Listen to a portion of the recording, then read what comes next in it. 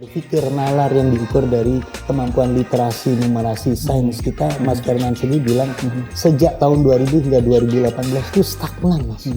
Stagnan di rendah kan, nomor 5. Setiap jiwa penduduk Indonesia berhak mendapatkan kesempatan akses pendidikan yang merata. Kalau menurut Mas Rizal, apa sih Mas yang membuat permasalahan pendidikan ini begitu pelik di Indonesia?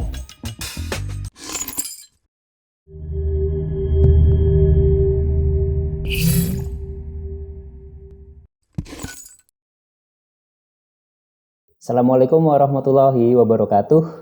Sobat Republika, kembali bersama saya Fernand Rahadi di podcast Interaksi Info Traktual Masa Kini. Kali ini saya sudah ditemani oleh seorang narasumber, pegiat pendidikan, seorang dosen, sekaligus founder Gerakan Sekolah Menyenangkan, Muhammad Nurizal. Selamat datang Mas Rizal. Selamat datang Mas Fernand. Ini yang kedua kayaknya. Kedua kali kesini ya? Iya. Kali kedua ya. Kabar baik Mas Rizal? Alhamdulillah sehat. Mudah-mudahan Mas Fernand juga ya. Alhamdulillah. Bersama Mas Rizal, kali ini saya akan membahas tentang dunia pendidikan atau permasalahan pendidikan di tanah air, di mana masih penuh problematika di Indonesia, di mana skor PISA kita masih sangat rendah di angka peringkat 76 atau nomor 6 dari bawah. Ya Mas ya? Ya, sekitar 370-an atau 80-an kali ya. Ya, ini kan kita baru saja memperingati Hari Pendidikan Nasional Mas ya. Indonesia sudah berusia hampir 80 tahun. Tua juga ya. Iya. Tapi masih banyak problematika terkait pendidikan di Indonesia ini, Mas. Kalau menurut Mas Rizal, apa sih Mas yang membuat permasalahan pendidikan ini begitu pelik di Indonesia? Baik.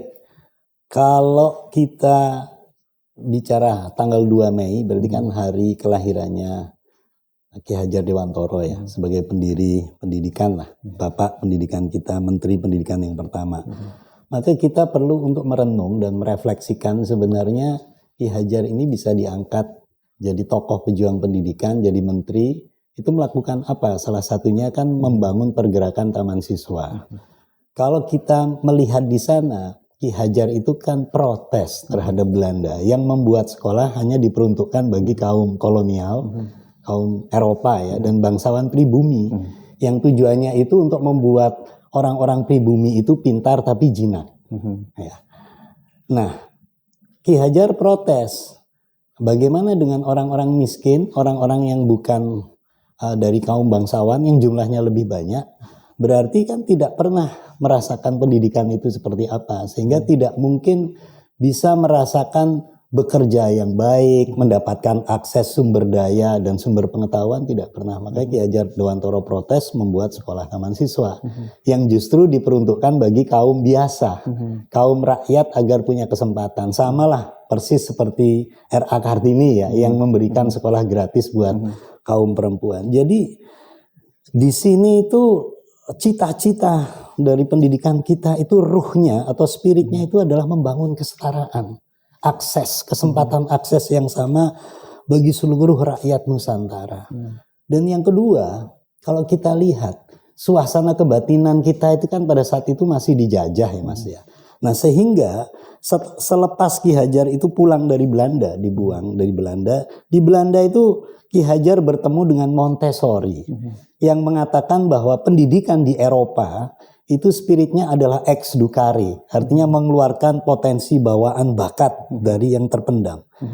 Ki Hajar Dewantoro cocok dengan spirit ini, berarti kalau gitu pendidikan yang harus dibangun di Nusantara itu adalah bagaimana mengeluarkan kodrat yang paling dasar dari manusia itu apa? Kemerdekaan.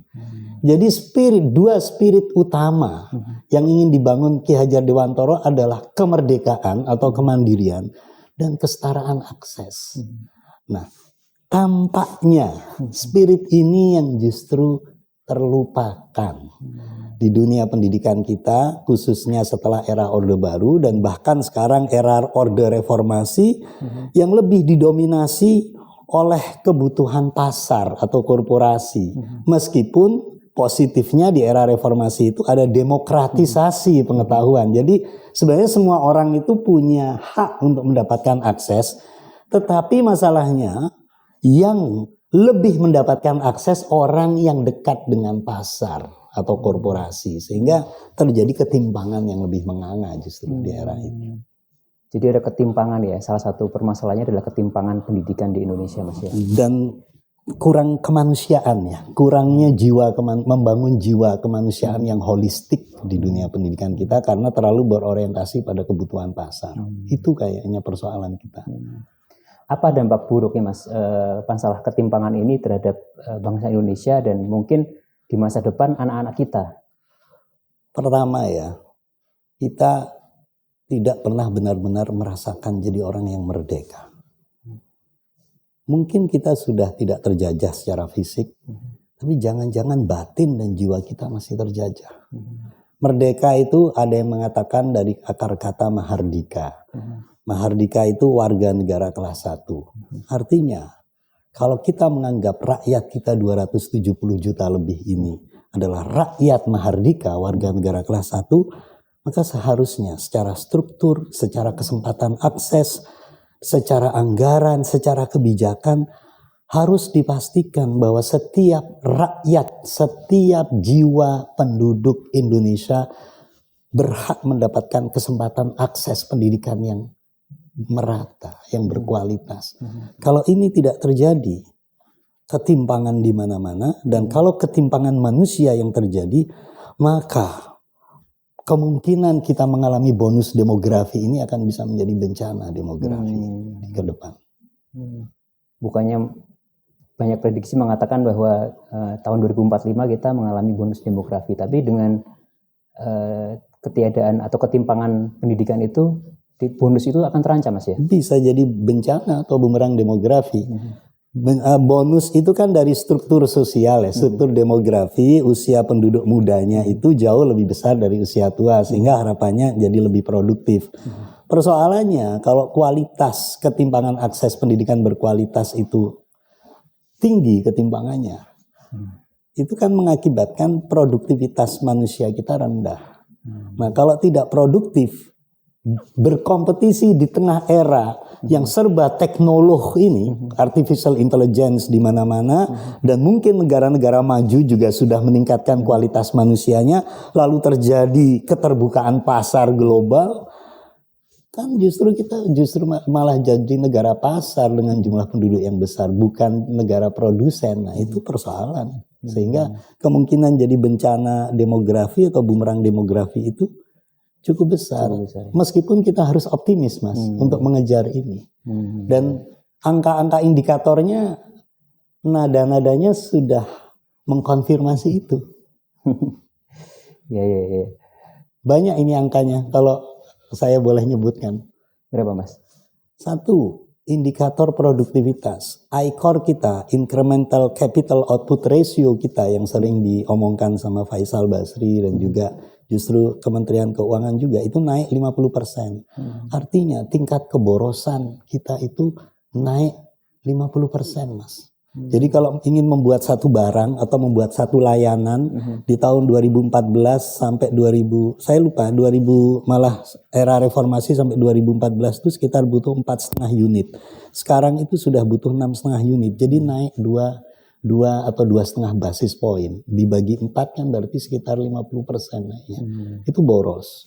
Yang kedua, innovation index kita. Jadi kemampuan kita untuk berinovasi, menghasilkan baik gagasan atau produk teknologi, itu kita itu stagnan di ranking 79 hingga 80-an. Hampir sejak reformasi hingga sekarang ada peningkatan, tapi peningkatannya tidak terlalu signifikan. Tingkat indeks korupsi kita yang mengakibatkan salah satunya keborosan tadi masih sangat tinggi ya. Kita kan ranking mungkin 5 atau 10 besar yang paling korup di dunia. Ada yang mengatakan nomor 1, saya sih tidak 1 ya, mungkin 5-10 besar. Berarti dibayangkan itu. Belum yang keempat, kemampuan melek memahami teks, konteks, logika berpikir nalar yang diukur dari kemampuan literasi, numerasi, sains kita, Mas Fernand sendiri bilang sejak tahun 2000 hingga 2018 itu stagnan, Mas. Stagnan di rendah tadi, nomor 5 atau 6 dari bawah. Padahal sejak reformasi 20% anggaran pendidikan, dan itu kalau dihitung sekarang hampir mencapai 600 triliun setahun. Jadi kalau hampir 20 tahun itu stagnan, berarti ribuan triliun sudah digelontorkan tetapi tidak tepat sasaran. Artinya dari sisi tata kelola kita itu jalan di tempat, dari sisi manusia yang nanti akan mengerjakan itu juga tidak jalan di tempat juga. Jadi ketika ini semakin banyak tapi tata kelolanya tidak terlalu baik, buruk, manusianya juga tidak meningkat, terjadi persaingan bebas, terjadi teknologi masuk kemana-mana, dan kita stuck, berarti kemungkinan bisa dibayangkan apakah bencana, apakah bumerang atau bonus demografi. Saya tidak akan nakut-nakuti, tetapi kita harus menyampaikan data dan fakta ini untuk jadi prediksi kita di dalam membuat kebijakan ke depan kan. Bagi semua ini, tidak hanya pemerintah, saya pikir. Kalau melihat angkanya itu membuat kita pesimis ya. Ya. Tapi kan sebenarnya kan pemerintah punya berbagai macam program ya, seperti Merdeka kurikulum ini ya, yang baru. Ya, jargonnya kan Merdeka Belajar gitu ya. Kemudian ada juga platform Merdeka Mengajar gitu. Sejauh ini gimana Mas, kalau Mas Rizal melihat implementasinya seperti apa di masyarakat? Pertama mestinya mungkin Republika perlu mensurvei langsung agar tidak keluar dari saya, nanti dikiranya kan saya mengada-ngada ya. Tapi beberapa survei yang dilakukan oleh Kompas atau yang lain itu, atau saya kecil-kecilan saja menanyakan wawancara ke guru-guru, itu tuh tidak berdampak signifikan, Mas, karena mereka terlibat di platform ini hanya sekedar membuat akun. Apakah itu kan niatnya Mas Menteri ini kan agar itu bisa dijadikan sumber belajar atau sumber bertukar praktek pengalaman ya. Tapi kalau mental dari guru-gurunya, mindset dari guru-gurunya itu terjebak pada formalisme kegiatan atau programatik, bukan karena dari dalam ingin benar-benar terus mau belajar karena dia ingin menyediakan pengajaran yang terbaik bagi muridnya, karena dia ingin orientasi pendidikannya berhamba pada muridnya sehingga dia harus terus meningkat, ya itu hanya akan jadi formalisme, atau bahkan yang lebih lacur lagi hanya untuk urusan administrasi, kepangkatan, karir, tidak hanya karir guru tapi juga karir bagi pemerintah daerah setempat yang mungkin dituntut oleh kementerian itu untuk bisa meningkatkan penggunaan ini. Nah, sehingga yang terjadi bukan persoalan substansi dari program platform Merdeka Mengajar ini sebagai gagasan bisa menghubungkan antar guru untuk bisa meningkatkan kualitasnya, tetapi hanya sekedar menjadi estetik materialistik atau formalisme dan atau bahkan administrasi saja. Dan itu kemungkinan kalau tidak terjadi perubahan mindset yang besar-besaran, narasi-narasi ini tidak didengung-dengungkan, hanya sekedar program saja yang ditawarkan, saya khawatir kita terjebak pada perangkap formalisme itu. Jadi pemerintah tentu butuh partner dalam hal ini ya, dari kalangan komunitas akar rumput, stakeholder yang lain untuk benar-benar menerapkan apa sih yang disebut sebagai Merdeka Belajar itu. Iya. Tapi saya yang sebenarnya yang lebih esensial, ini kan lebih kepada tata kelola ya. Tapi yang lebih esensial adalah apakah Merdeka Belajar ini, kurikulum ini, lahir dari budaya dan jiwa yang sudah merdeka. Itu jauh lebih utama menurut saya. Pertanyaan itu. Ya, karena pelaksana dari kurikulum itu adalah manusia-manusianya, guru-gurunya, muridnya, orang tuanya, birokrasi pendidikannya. Apakah mereka semua itu sudah merdeka jiwanya, sehingga di dalam melaksanakan program ini itu dilaksanakan dengan sepenuh jiwa, sepenuh hati, sepenuh dengan kreativitas dan keberanian dan kekritisan, sehingga bisa menerobos, membuka dari Pandora lama dan cara berpikir lama. Ini bisa diukur sih nada-nadanya. Contoh, Merdeka Belajar programnya, tetapi caranya diseragamkan. Setiap guru itu cara mengerjakan Merdeka Belajarnya dengan cara-cara yang sudah ditentukan. Apakah itu sudah merdeka? Ataukah itu sebenarnya hanya namanya saja yang merdeka? Jadi spirit dan jiwa ini jauh lebih utama untuk mengerjakan Merdeka Belajar. Dan terkadang untuk lepas dari persoalan ini, pendekatannya justru menurut saya ya, bukan top down, tetapi bottom up.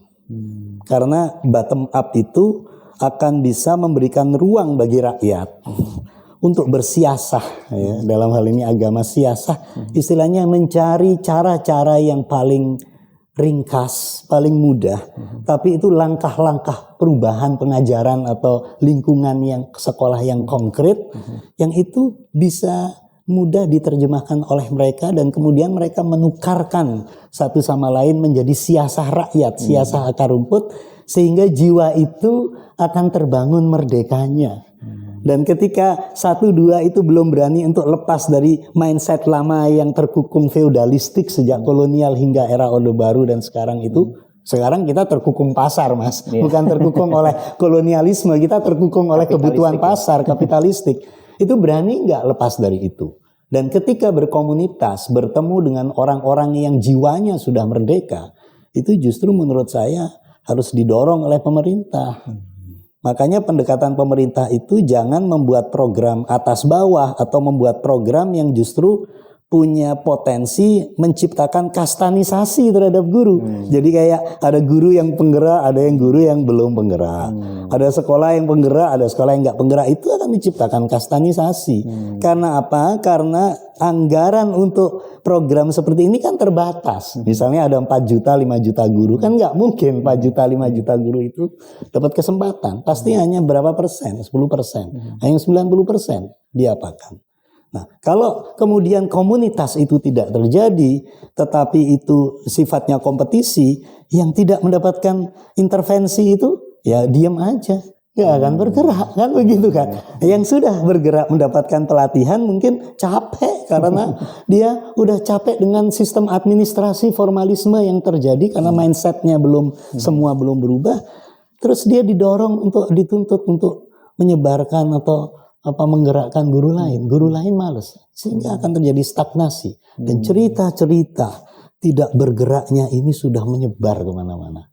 Dan sekarang itu saya itu malah dengar ya, tapi ini tidak bisa terkonfirmasi secara resmi karena ini hanya kualitatif wawancara gitu, di daerah di Madura misalnya udah pada males daftar. Di Jogja saya kemarin ngisi program guru penggerak itu, pada males daftar karena capek. Terus katanya kalau menjadi, ini maaf ya kalau kita buka misalnya, ini akan jadi kepala sekolah karena harapannya kan yang jadi kepala sekolah yang sudah bergerak gitu, yang menggerakkan. Loh, sekarang wewenang untuk mengangkat kepala sekolah itu ada di kementerian atau ada di bupati. Yang bupati itu bawahannya menteri dalam negeri, bukan Kementerian Pendidikan. Nah, itu bisa tidak terjadi. Dan kalau itu tidak terjadi, ngapain saya daftar itu? Lalu artinya apa? Iming-iming itu belum tentu terwujud, sehingga ketika orang tergerak karena iming-iming menjadi itu, belum tentu dilakukan. Makanya kalau saya bilang harus dibangun pendidikan yang berkebudayaan, jadi budaya dan jiwa merdekanya dulu yang harus dibangun.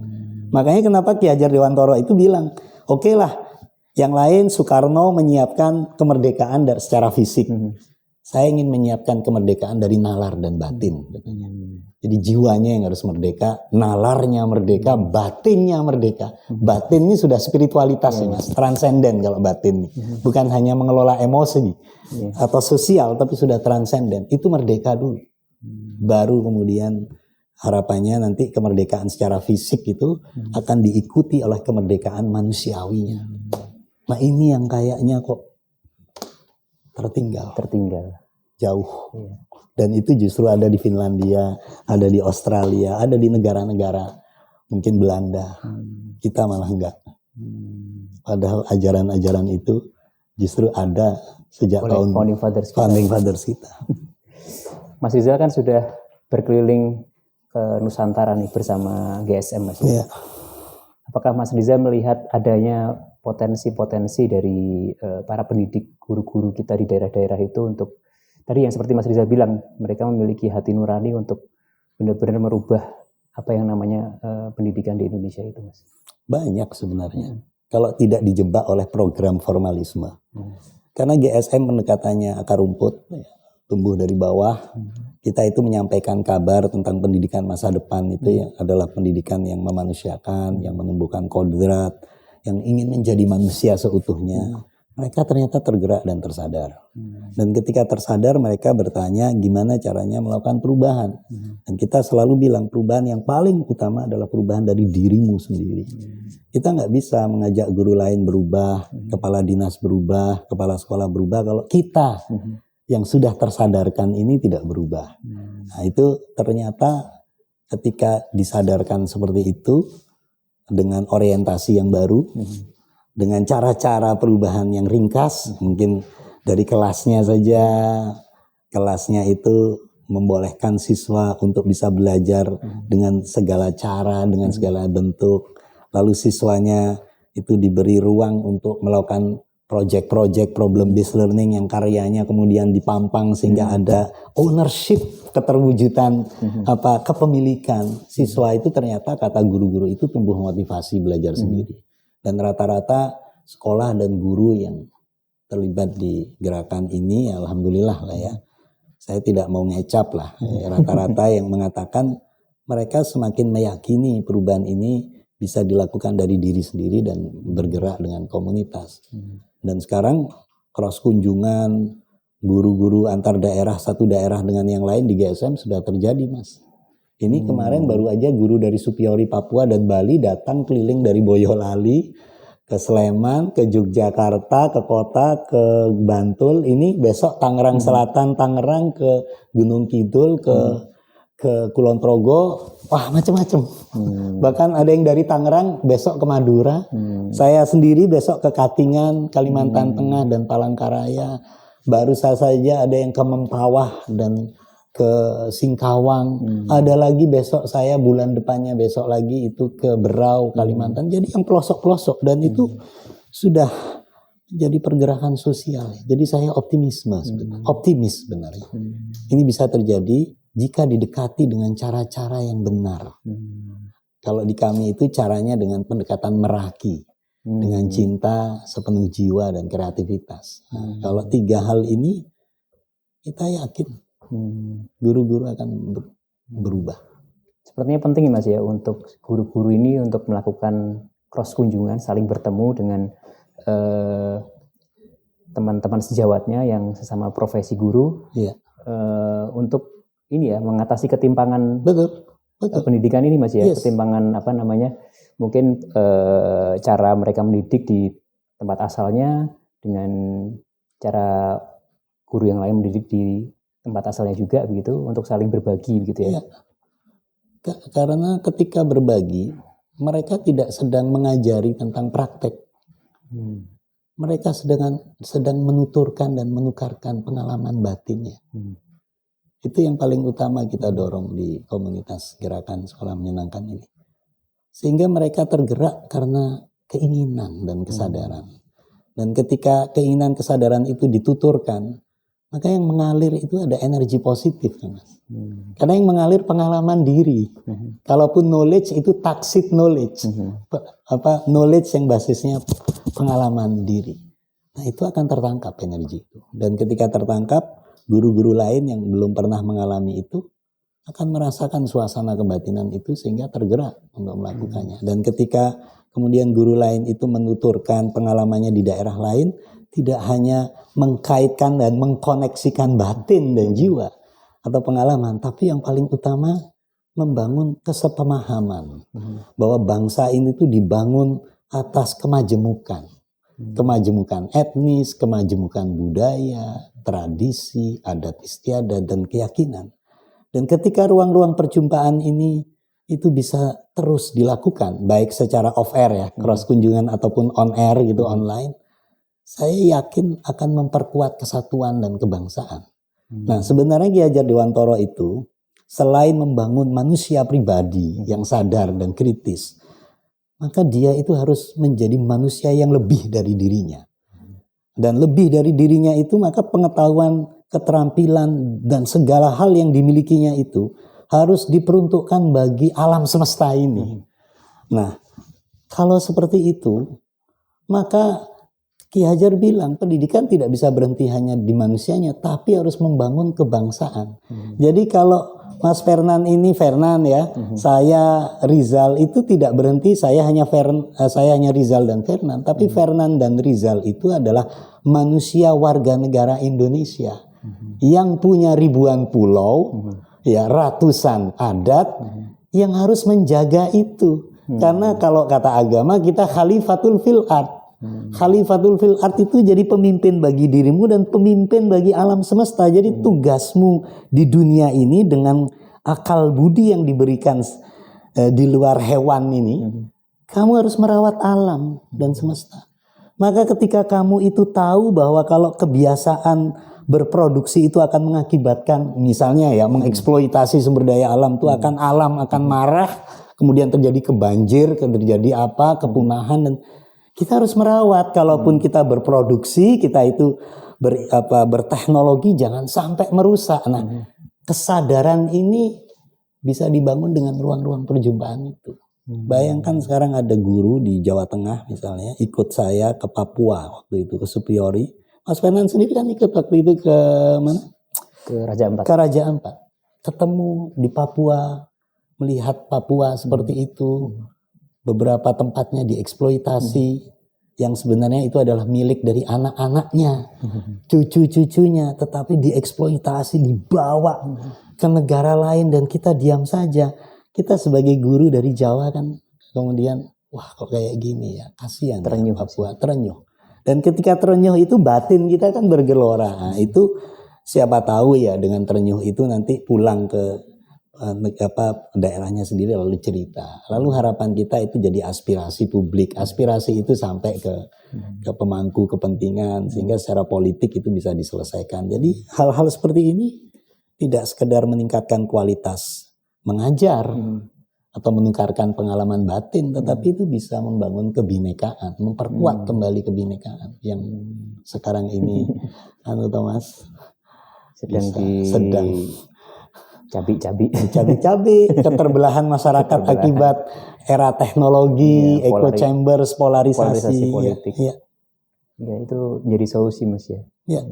Ini masih akan terus dilakukan Mas. Ada berapa wilayah lagi Mas yang akan di?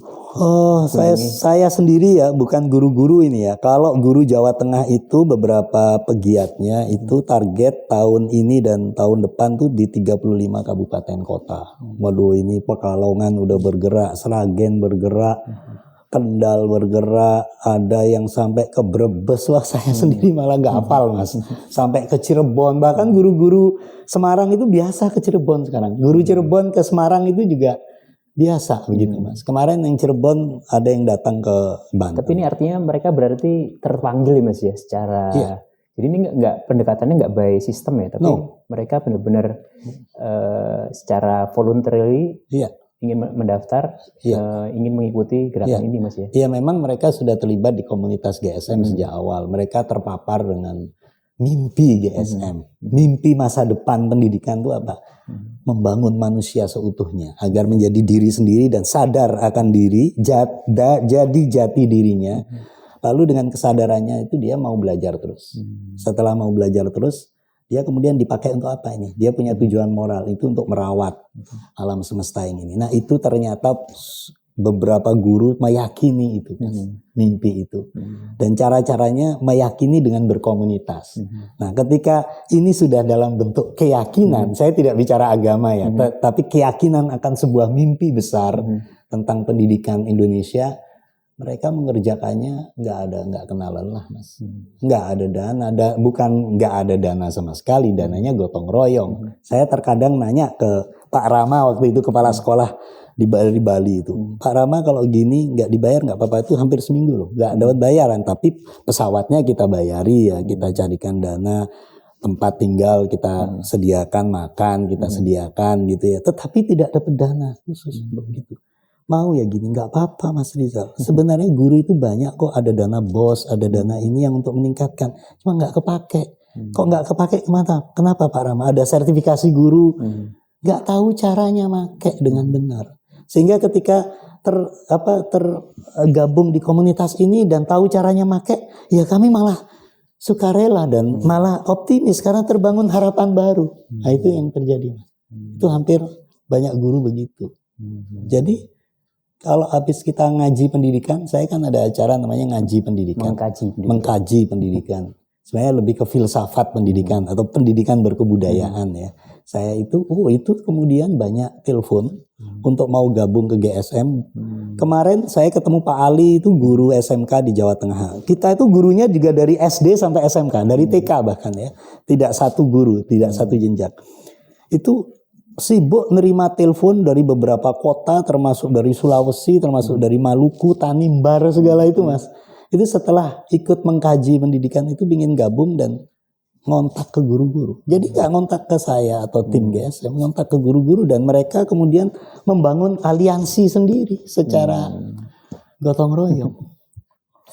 Itu saya kira salah satu solusi dari ketimpangan dan ketertinggalan pendidikan yang menurut GSM itu dengan mempertemukan guru-guru dari berbagai daerah itu. Jadi biarkan mereka menemukan solusinya sendiri, biarkan mereka menemukan cara-caranya sendiri. Kalau mereka kesulitan, biarkan datang ke GSM. GSM menyediakan sumber pengetahuannya aja, sumber pengalaman baru, sumber pengetahuan, motivasi baru, lalu mungkin cara-cara baru. Habis itu biarkan mereka menerjemahkan sendiri. Jadi kita justru mendorong guru itu agar bisa punya kontrol penuh atas dirinya dalam mengajar. Kurikulum ikut aja kurikulumnya pemerintah, tetapi berkebudayaan di dalam menerjemahkan pendidikan dan kurikulum itu hal yang lain lagi. Itu nggak cukup hanya dengan kurikulum baru. Itu harus dibangun dengan jiwa yang baru, mindset yang baru, perilaku yang baru, cara berpikir yang baru, cara merasa yang baru, berempati yang baru, dan cara bersikap yang baru. Itu kebudayaan Mas. Nggak bisa hanya dengan kurikulum baru itu. Itu yang saya tadi katakan. Bagus sih niatnya kurikulum merdeka. Tapi justru di situ kita menunjukkan bahwa kita belum merdeka. Sehingga butuh kurikulum merdeka. Iya. Menarik sekali Mas. Ini kabarnya Mas Rizal mau berangkat ke Palangkaraya untuk melanjutkan program apa tadi namanya? Mempertemukan cross guru kunjungan tadi. Cross kunjungan guru. Tapi kebetulan saya yang diundang sama Novi sama tim. Karena semua guru SMP di Katingan itu tuh dan bupatinya termasuk kepala dinasnya pingin dengerin GSM.